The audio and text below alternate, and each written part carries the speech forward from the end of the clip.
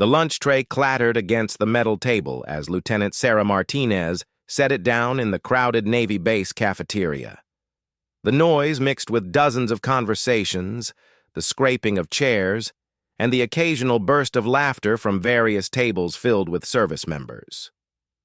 She had been looking forward to this moment all morning. Finally, a chance to sit down and eat without rushing between meetings or training sessions. Sarah chose a table near the large windows that overlooked the training grounds. Through the glass, she could see new recruits running drills in the afternoon sun. Their movements were still awkward, not yet refined by months of practice and discipline. She remembered her own early days, when everything felt impossible, and every challenge seemed designed to break her spirit. As she unwrapped her sandwich, Sarah noticed the cafeteria had grown more crowded than usual. A group of Navy SEALs had just entered, their presence immediately noticeable. They moved with that particular confidence that comes from knowing you're part of an elite unit. Their uniforms were crisp, their posture perfect, and their conversation carried the easy camaraderie of people who had been through extraordinary challenges together. The SEAL team grabbed their food and looked around for seating. The cafeteria was nearly full, with most tables occupied by various military personnel. Sarah watched as their eyes scanned the room, clearly searching for a place to sit together as a group. She had seen this many times before. Elite units preferred to stick together during downtime, maintaining their tight bonds even during casual moments. One of the SEALs, a tall man with broad shoulders and close-cropped hair, pointed toward the area where Sarah was sitting. There were a few empty tables nearby, and the location offered good visibility of the entire cafeteria. Sarah returned her attention to her lunch, not thinking much of their choice to sit in her general area. The SEALs settled at the table directly behind her. Their conversation was loud enough that she could hear bits and pieces without trying to eavesdrop.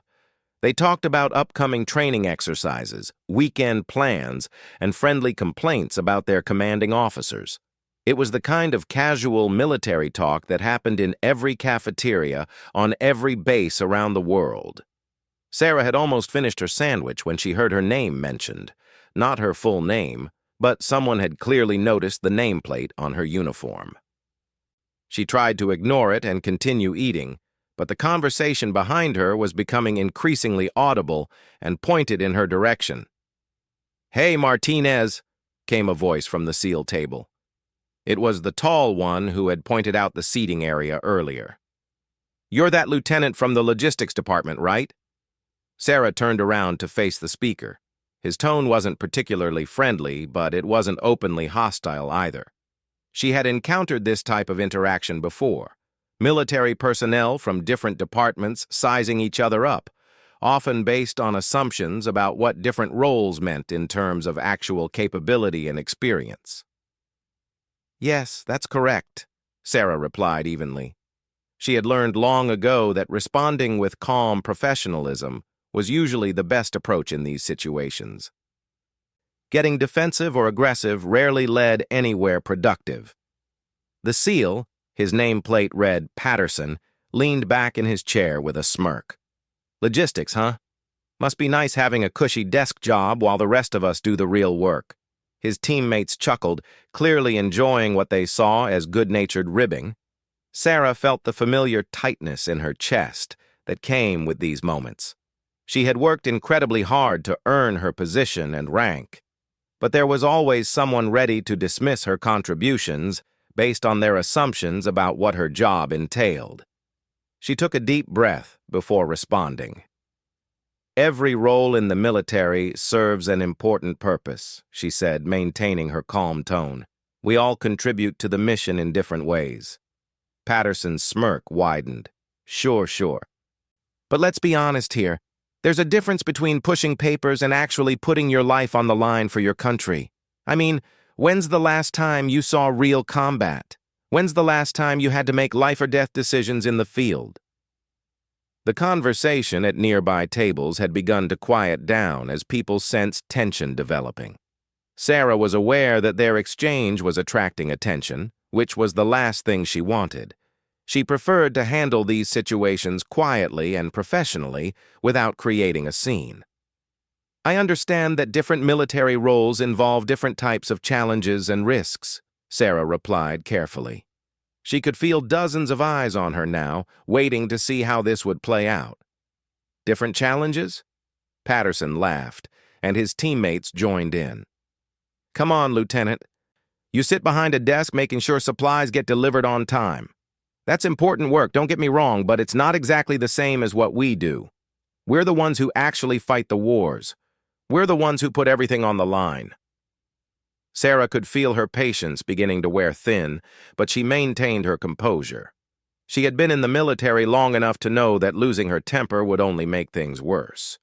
Instead, she simply nodded and started to gather her things, planning to leave rather than escalate the situation.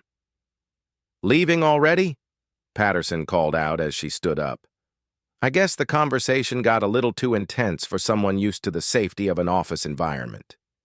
This drew more laughter from his table and caught the attention of even more people in the cafeteria. Sarah paused. Her back still turned to the seal table. She could walk away right now and avoid any further confrontation. That would be the safe, professional thing to do. But something in Patterson's tone, the dismissive arrogance, the assumption that her service was somehow less valuable than his, made her reconsider.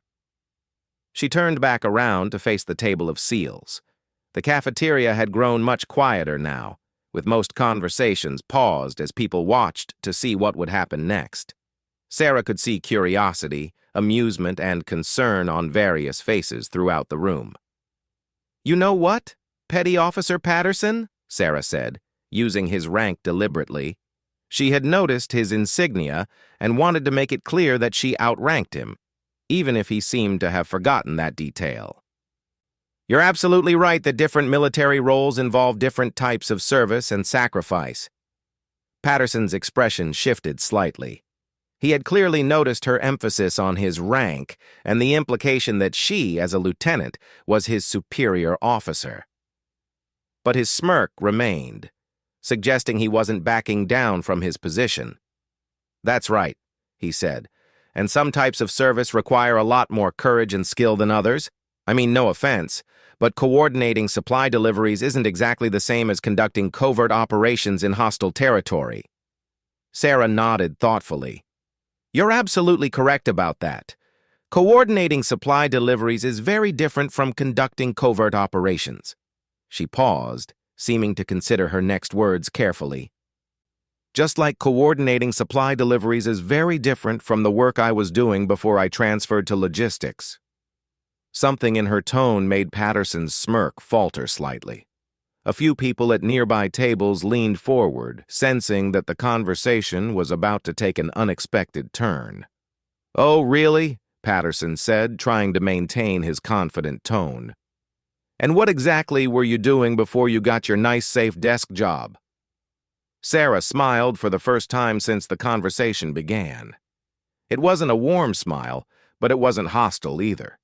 It was the kind of smile that suggested she knew something that others didn't.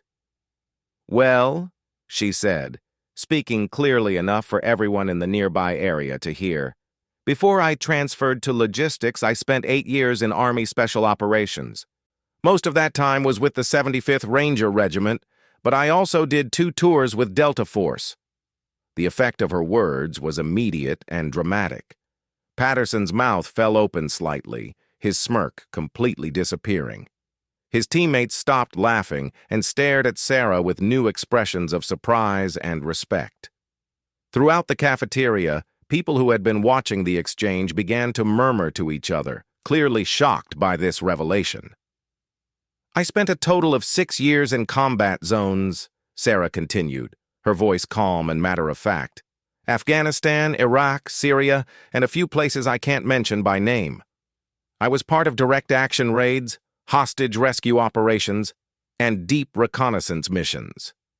I earned 2 Purple Hearts, a Bronze Star with Valor, and a Silver Star before I decided to transition to a support role. The cafeteria had become almost completely silent. Even tables that had been across the room were now quiet, with people straining to hear what Sarah was saying. Patterson looked like he wanted to disappear into his chair. "The reason I transferred to logistics," Sarah went on, "wasn't because I wanted a cushy desk job. It was because after 8 years of combat operations, I wanted to serve my country in a different way. I wanted to use my experience to help ensure that other service members, including elite units like yours, have the supplies, equipment, and support they need to complete their missions successfully." She paused, letting her words sink in before continuing. "You're right that coordination and supply management doesn't require the same type of courage as direct combat operations, but it does require a deep understanding of what combat operations actually entail, what equipment is truly necessary, and how to prioritize resources when lives are on the line.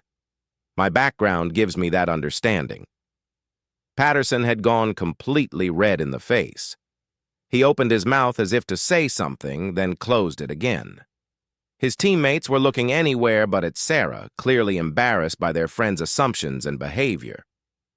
"Now," Sarah said, her tone becoming slightly warmer, "I want you to understand something. I'm not telling you this to embarrass you or to prove that I'm better than you. I'm telling you because I want you to remember something important. You never really know someone's story just by looking at their current assignment or their uniform." She gestured around the cafeteria. "There are people in this room who have experiences and backgrounds that might surprise you. That young corporal over there might be a decorated combat medic. That staff sergeant by the door might be a former Green Beret. That captain near the windows might have spent years doing intelligence work in dangerous places." Patterson finally found his voice, though it came out much quieter than before. "Lieutenant, I didn't know. I apologize for making assumptions about your service." Sarah nodded, accepting his apology. "I understand how easy it is to make assumptions. We all do it sometimes. But in the military, we're all supposed to be on the same team, working toward the same goals. When we dismiss each other based on our current assignments or our ranks, we miss opportunities to learn from each other and to work together more effectively." The tension in the cafeteria was beginning to ease, but people were still listening intently.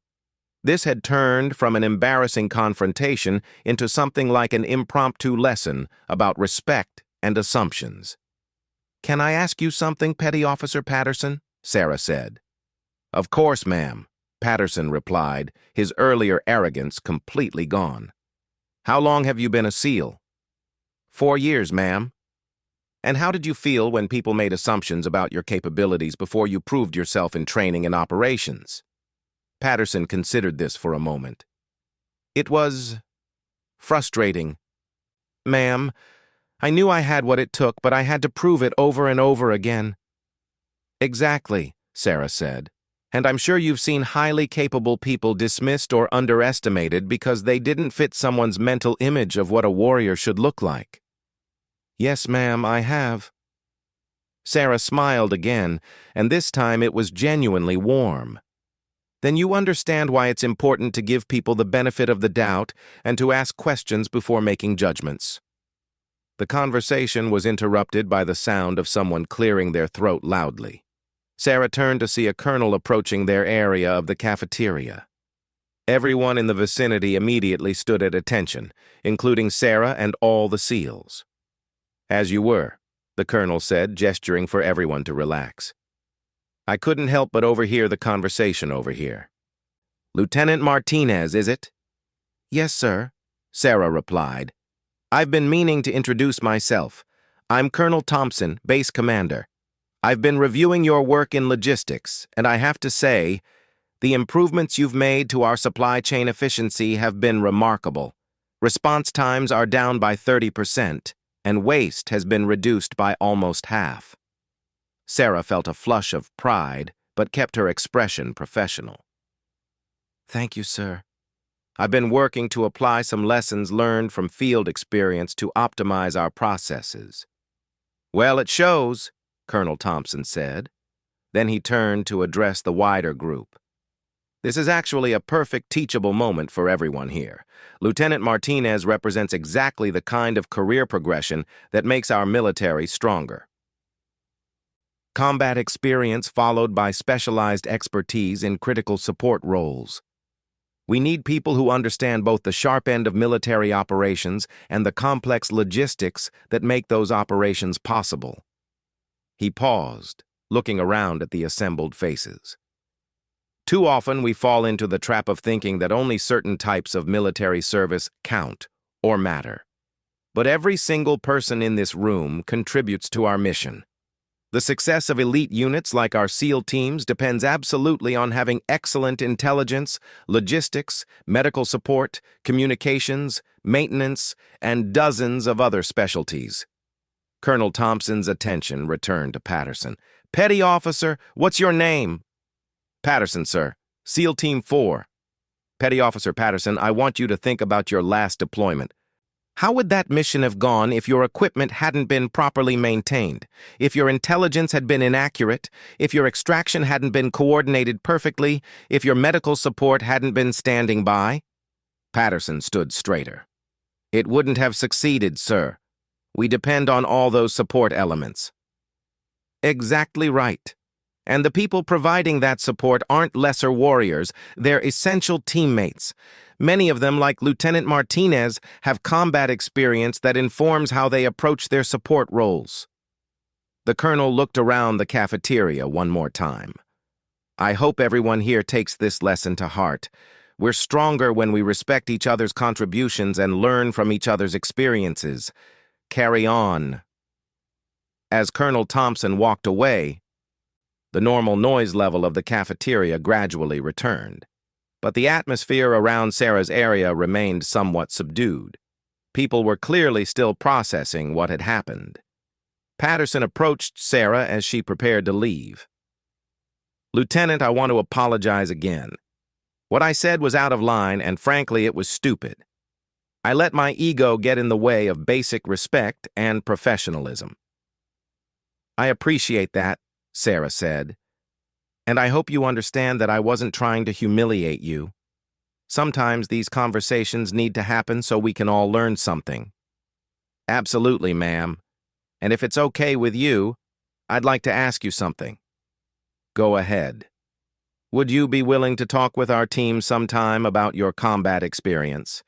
I think we could learn a lot from your perspective, especially about transitioning between different types of roles in the military."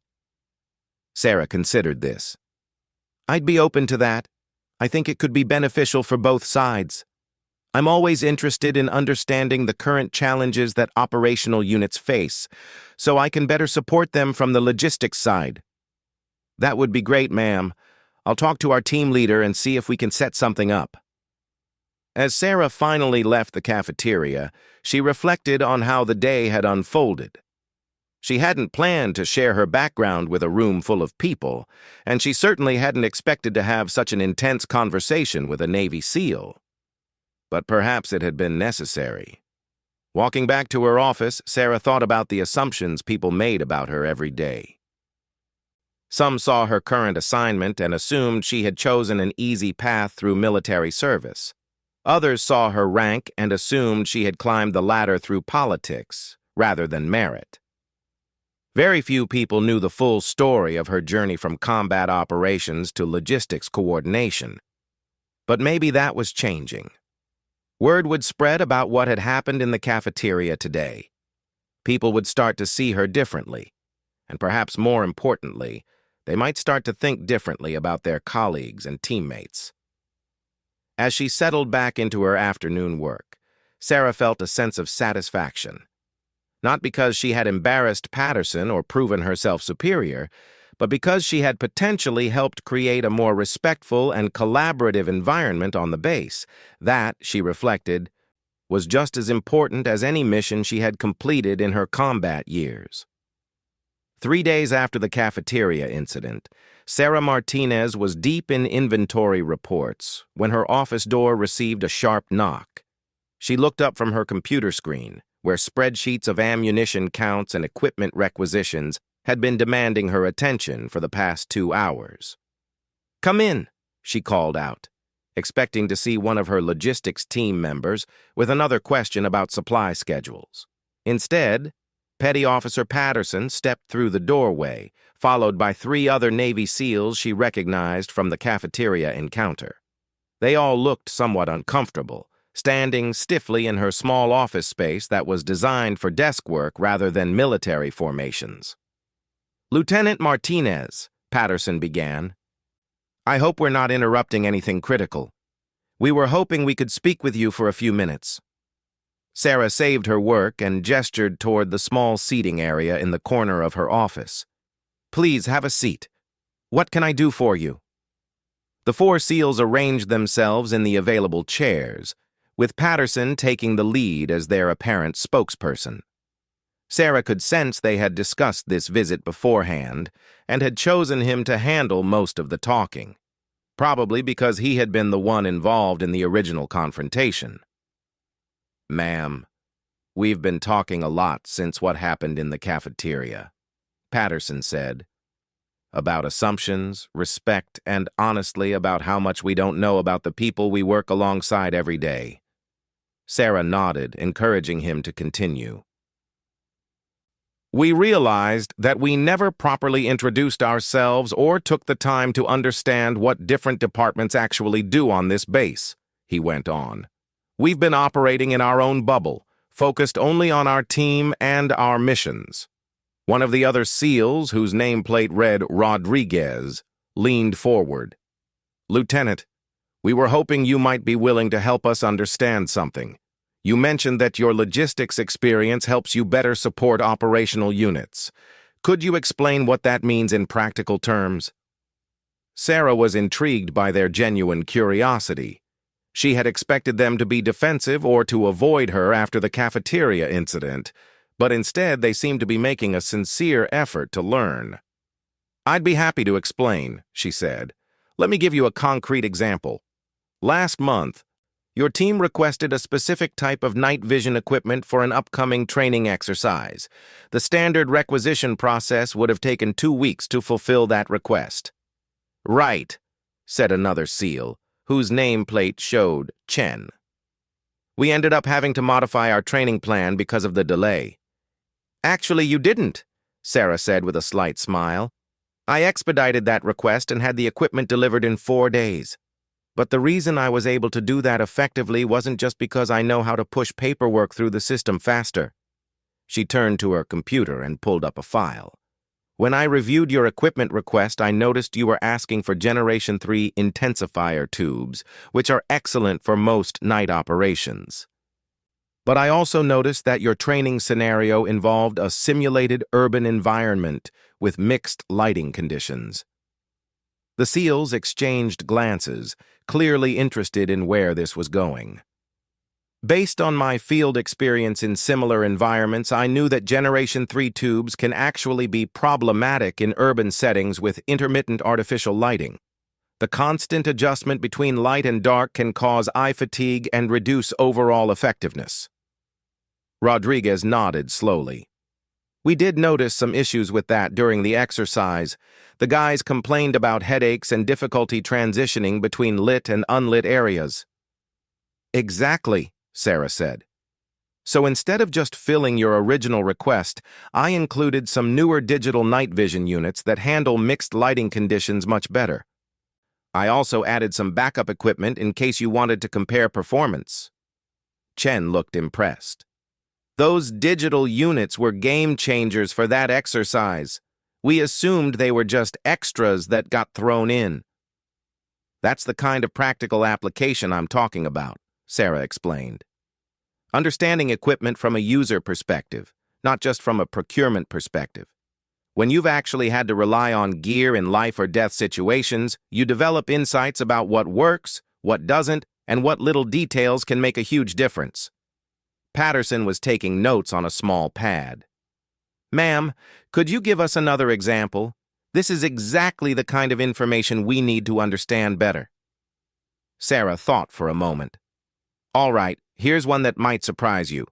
2 weeks ago, your team leader submitted a request for additional ammunition for close quarters training. Standard procedure would be to simply provide the requested quantities of the specified ammunition type. That seems straightforward, Rodriguez said. On the surface, yes. But when I looked at the training scenario description and the ammunition request together, I noticed something. You were requesting standard full metal jacket rounds for close-quarters battle training in a simulated ship environment. The fourth SEAL, whose nameplate read Johnson, suddenly looked very interested. "Oh, I think I see where you're going with this," Sarah nodded. "Exactly. FMJ rounds in a confined space like a ship compartment create significant overpenetration risks, not just for the immediate target, but for anyone in adjacent compartments or behind thin bulkheads." "So what did you do?" Patterson asked. "I contacted your team leader and suggested we also include some frangible rounds designed specifically for close-quarters scenarios. These rounds break apart on impact, reducing overpenetration while maintaining stopping power." Chen was shaking his head in amazement. "That's why Commander Williams suddenly changed our ammunition loadout for that exercise. We were wondering where that decision came from." "Your commander is excellent at tactical decision-making," Sarah said.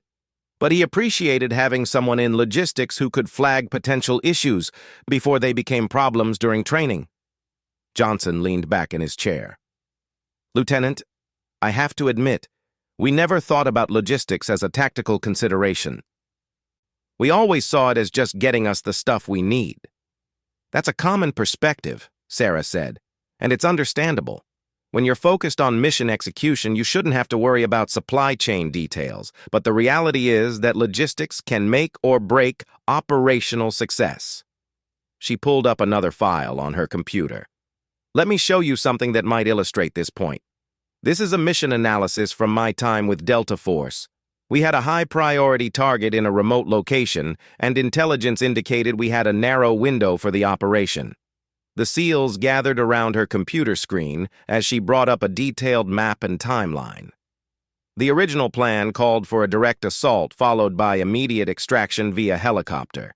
Standard loadout, standard procedures. But when I looked at the logistics requirements, I identified several potential problems. "Such as?" Rodriguez asked. "First, the target location was at high altitude in a desert environment. That meant our helicopters would be operating near their maximum performance envelope, especially for the extraction phase when they'd be carrying additional personnel." Sarah pointed to calculations on the screen. "When I ran the numbers, I realized that if we loaded our standard equipment plus the expected number of detainees plus contingency supplies, we would be overweight for a safe extraction at that altitude and temperature." Patterson whistled softly. "That could have been catastrophic." "Right. So I worked with the mission planners to redesign our equipment loadout. We switched to lighter-weight alternatives for several items, pre-positioned some supplies at intermediate locations, and arranged for a larger extraction helicopter to be on standby." "Did the mission go according to plan?" Chen asked. "Actually, no.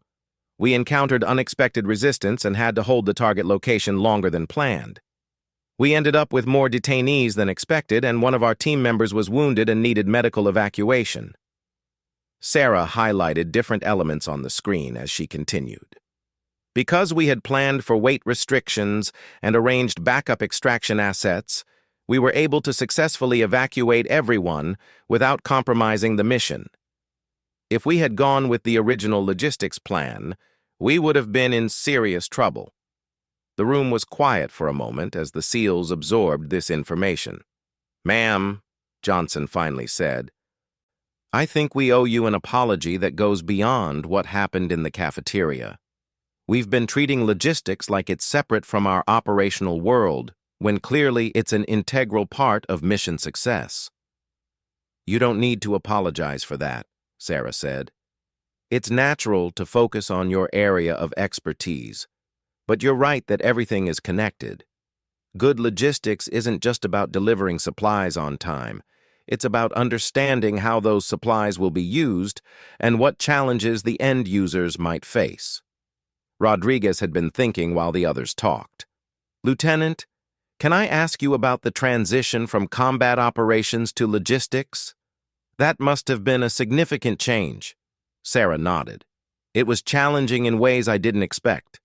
In combat operations, you get immediate feedback about whether your decisions were right or wrong. In logistics, sometimes you don't know for months whether your planning prevented problems or created them. What made you want to make that transition? Patterson asked. Burnout, partly, Sarah said honestly. After 8 years of direct action operations, I was physically and emotionally exhausted. But also, I started to see how much impact really good logistics support could have on mission success. She paused, considering how much to share. During my last deployment with Delta, we had a logistics coordinator who was absolutely exceptional. This person understood our operational requirements better than we did in some cases. They anticipated needs we didn't even know we had. And they solved problems before we knew the problems existed. What happened to them? Chen asked. They got promoted and transferred to a strategic planning role at the Pentagon. And their replacement, while competent, just didn't have the same operational background. The difference in support quality was immediately noticeable. Sarah looked around at the 4 SEALs. That's when I realized that there was a real need for people who understood both sides, operations and logistics, people who could bridge that gap and help improve overall effectiveness. So you decided to become that bridge yourself, Rodriguez said. Exactly. And I have to say, it's been rewarding in ways I didn't expect. When I can help prevent a mission failure or reduce risks for people in the field, that feels just as meaningful as anything I did in direct combat. Patterson had been quiet for several minutes, clearly thinking through something. Lieutenant, can I ask you about something that's been bothering me since the cafeteria incident? Of course.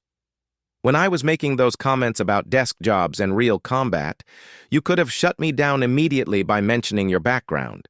Instead, you let me keep talking and digging myself deeper. Why? Sarah smiled. Because I wanted to see how far you would take it.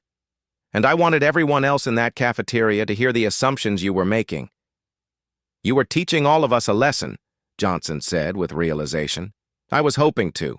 See, if I had immediately mentioned my combat experience, people might have thought it was just about me proving my credentials. But by letting you voice those assumptions out loud, everyone could hear how unfair and inaccurate they were. Chen nodded slowly. And it made the lesson more powerful when you finally shared your background. Right. People remember lessons better when they reach the conclusions themselves, rather than just being told what to think. Rodriguez leaned forward. Ma'am, we came here today to ask you about giving a presentation to our team about your experience, but now I'm thinking we should ask for something bigger. What do you have in mind?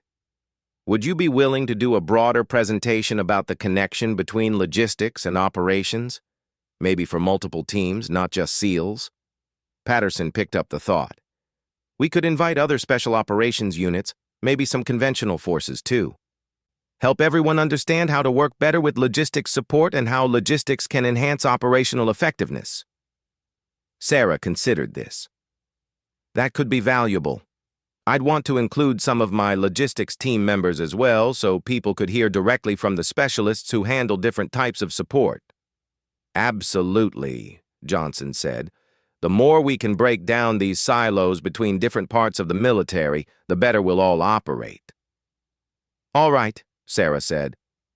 Let me talk to my chain of command about setting something up. It might take a few weeks to coordinate, but I think it's worth doing. The SEALs stood to leave, but Patterson hesitated at the door. Lieutenant, can I ask you one more question? Sure. Do you ever miss the direct action side of things? The adrenaline, the immediate impact, the brotherhood of combat operations? Sarah thought carefully before answering. I miss parts of it.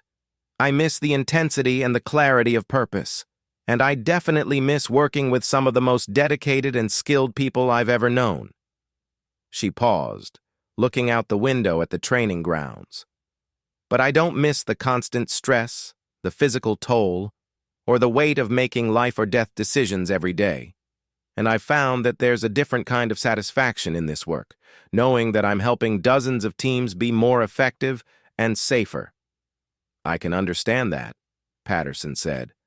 Thank you for taking the time to talk with us today. This has been incredibly enlightening. After the SEALs left, Sarah returned to her computer and the inventory reports she had been working on earlier. But now, instead of just seeing numbers and supply schedules, she found herself thinking about the teams who would be using this equipment. She thought about what challenges they might face and how she could better prepare them for success. Her phone rang, interrupting her thoughts. The caller ID showed it was Commander Williams, the SEAL team leader. Lieutenant Martinez, this is Commander Williams. I understand my team paid you a visit today. Yes, sir, they did. We had a very productive conversation about logistics and operations integration. Good. I wanted to thank you for how you handled the situation in the cafeteria earlier this week. Patterson told me what happened, and frankly, it was a wake-up call for all of us. Sarah was surprised by the commander's directness.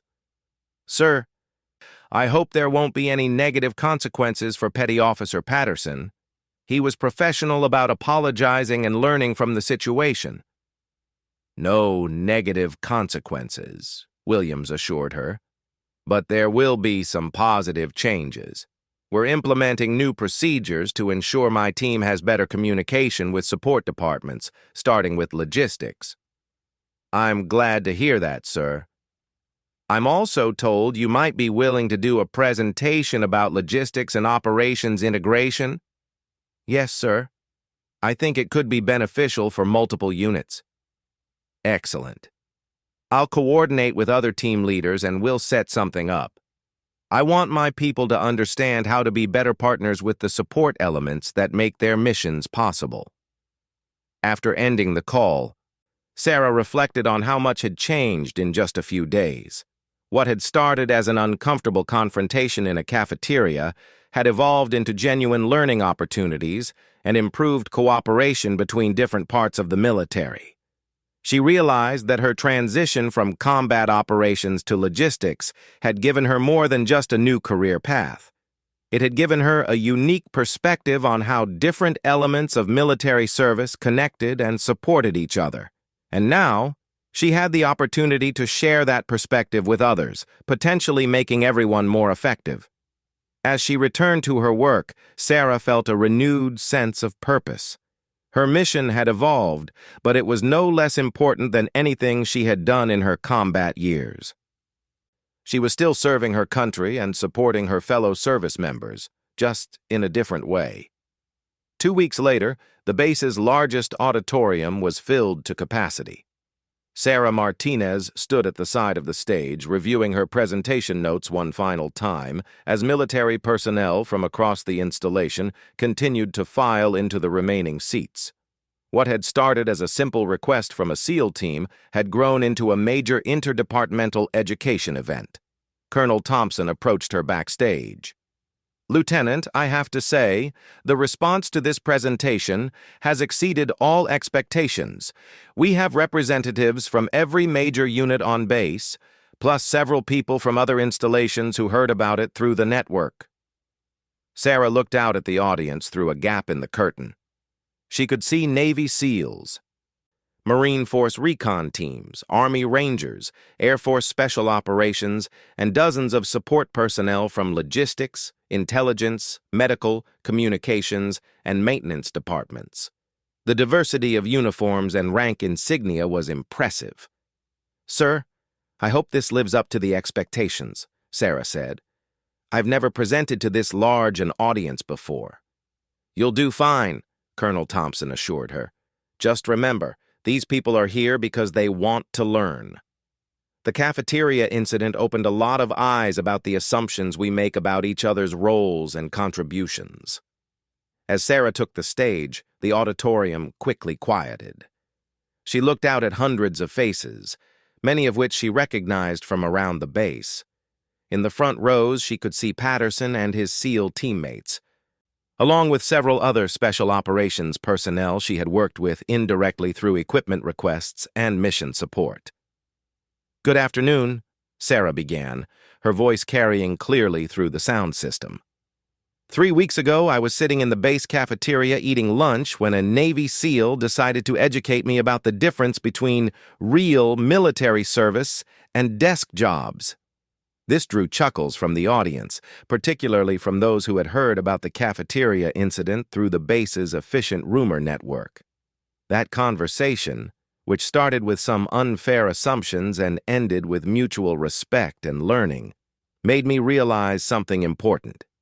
We all serve in the same military, on the same team, working toward the same goals.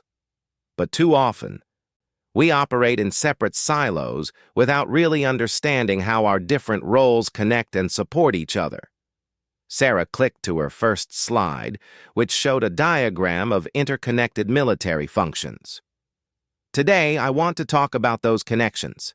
I want to share some stories about how logistics, intelligence, medical support, communications, and combat operations can work together more effectively. And I want to hear from some of you about your own experiences and insights. She paused, looking around the auditorium. But first, let me ask a question. How many people in this room have ever had a mission or operation that went perfectly according to plan? A few hands went up tentatively, then came back down as people reconsidered the question. Eventually, no hands remained raised, and the audience laughed. "Exactly," Sarah said. "Military operations rarely go according to plan. Equipment breaks, intelligence changes, weather doesn't cooperate, timelines shift, and unexpected complications arise constantly. The question isn't whether you'll face challenges. It's how well you'll adapt when those challenges occur." She clicked to the next slide, which showed a mission timeline with multiple crisis points marked. "This is from a real operation I participated in during my time with Army Special Operations. I've changed the specific details for security reasons, but the basic structure and challenges are accurate." Sarah walked through the timeline, explaining how an initially straightforward mission had encountered one complication after another. Equipment failures, changed intelligence, weather delays, and unexpected enemy activity had forced constant adaptations to the original plan. "By the time we completed this operation," she said, "almost nothing was happening according to our original timeline or procedures. But the mission succeeded because we had excellent support from people who understood both our operational requirements and the flexibility needed to adapt to changing circumstances." She clicked to a slide showing photographs of various military personnel. The success of this mission depended on a logistics specialist who could rapidly source replacement equipment when our primary gear failed, an intelligence analyst who could provide real-time updates as the situation evolved, a communications specialist who maintained contact despite equipment problems, a medical team that could adapt their support plan when our extraction was delayed. Sarah looked out at the audience. Every one of these support specialists had to make decisions that directly affected the safety and success of our combat team. They weren't just following predetermined procedures, they were thinking tactically and adapting their support to meet changing operational needs. A hand went up in the audience. Sarah recognized the person as a staff sergeant from the intelligence department. "Ma'am, could you give us a specific example of how intelligence support adapted during that operation?" "Absolutely," Sarah said. "Our original intelligence indicated that the target location would be lightly defended. But as we moved into position, our surveillance detected significantly more enemy personnel than expected." She clicked to a tactical map. "Our intelligence analyst, working with updated satellite imagery and communications intercepts, quickly determined that an unrelated enemy unit had moved into the area for reasons that had nothing to do with our target." "How did that change your approach?" asked someone from the Marine detachment. "It completely changed our approach," Sarah replied. "Instead of a quick direct action raid, we had to shift to a much more complex operation that avoided the additional enemy forces while still achieving our objective." Sarah clicked through several more slides showing the revised plan. Our intelligence specialist worked with our team leader to identify alternative approach routes, timing windows when the additional forces would be least alert, and contingency extraction points in case we encountered problems. But here's the key point, she continued. This wasn't just a matter of the intelligence specialist providing us with updated information. They had to understand our tactical capabilities, our equipment limitations, and our timeline constraints. They had to think like operators, not just like analysts. Another hand went up from the communications section. Lieutenant, how did communications support adapt to the changing situation? Great question, Sarah said. Our original communications plan assumed we would be in the target area for about 2 hours. When the situation changed and we had to extend our timeline, we started running into battery life issues with our radio equipment. She clicked to a slide showing radio frequency charts. Our communications specialist realized this problem before we did and proactively established relay stations using different equipment to extend our operational communications window. Sarah looked directly at the communications personnel in the audience. But again, this required tactical thinking, not just technical expertise. Our comms specialist had to understand how our revised plan would affect communication requirements and solve problems before they became critical. Patterson raised his hand from the front row. Ma'am, what about logistics support? How did they adapt to the changing situation? Sarah smiled, remembering their conversation in her office. Logistics had to adapt in several ways. First, when we shifted from a quick raid to an extended operation, our ammunition and supply requirements changed significantly. She clicked to a slide showing equipment modifications. Our logistics coordinator arranged for additional supplies to be pre-positioned at our new extraction point. They also modified our equipment loadout to include items we might need for the extended timeline. More importantly, Sarah continued, when one of our team members was wounded during the operation, logistics had to coordinate with medical support to ensure we had appropriate evacuation equipment and medical supplies available at our extraction point. A voice called out from the medical section. How much advance notice did medical have for the evacuation planning? About 30 minutes, Sarah replied. Which meant our medical team had to rapidly assess what type of care might be needed, what equipment to have ready, and how to coordinate with the evacuation aircraft. She clicked to a slide showing medical evacuation procedures. Our medics couldn't just follow standard protocols because this wasn't a standard situation. They had to think tactically about how to provide the best possible care under uncertain and rapidly changing circumstances. Colonel Thompson stood up from his seat in the front row. Lieutenant, I think what you're describing is something we need to better understand across all our departments. Could you elaborate on what you mean by thinking tactically in support roles? Sarah nodded.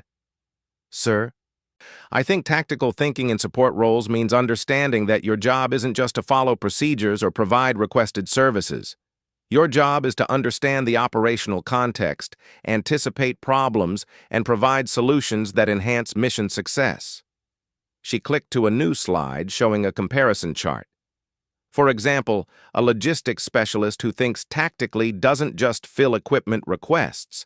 They analyze those requests to understand what the requesting unit is trying to accomplish, what challenges they might face, and what additional support might be helpful.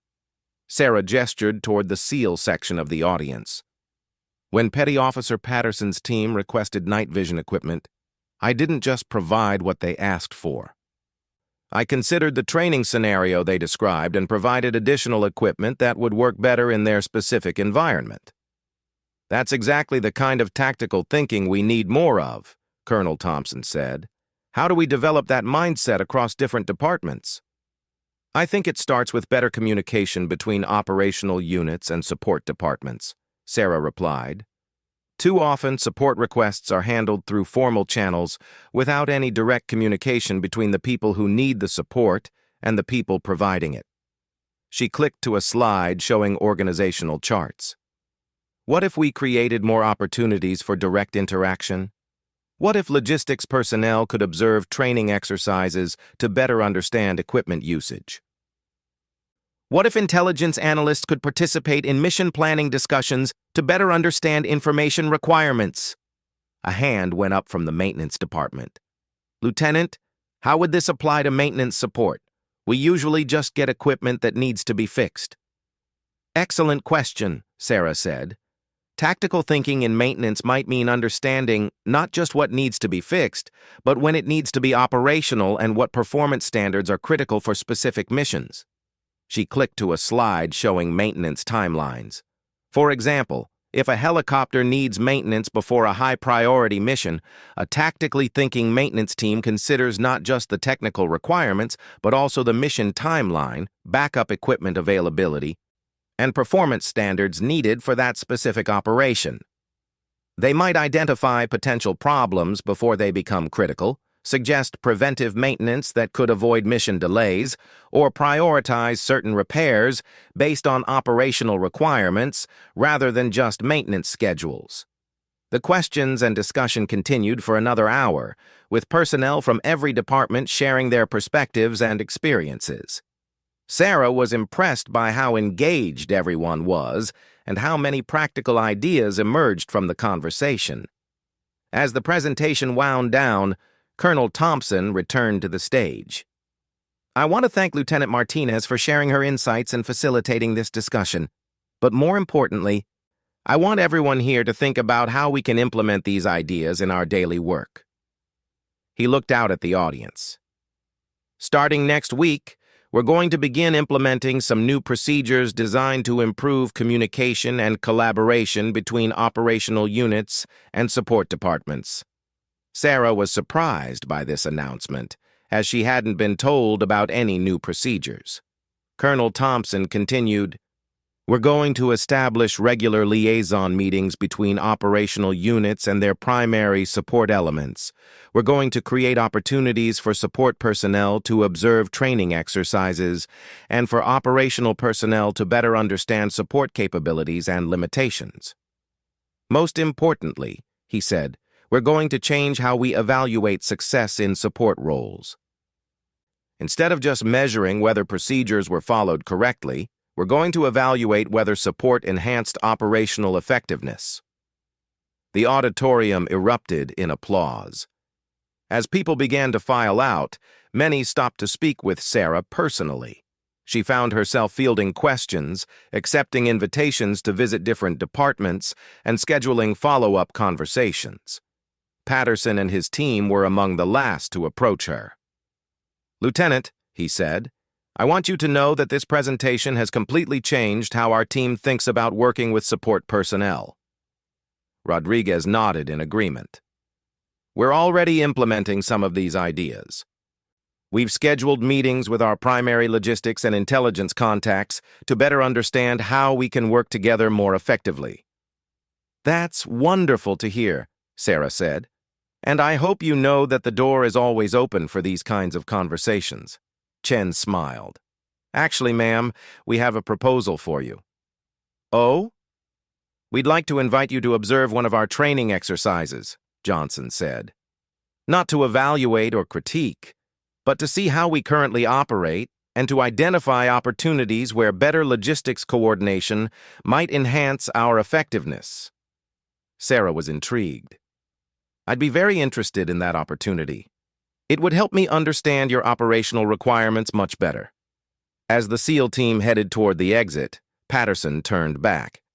Lieutenant, I want to say something. 3 weeks ago, I thought I understood what military service and teamwork meant. I was wrong. You've taught me, taught all of us, that being an effective team member means understanding and respecting everyone's contributions.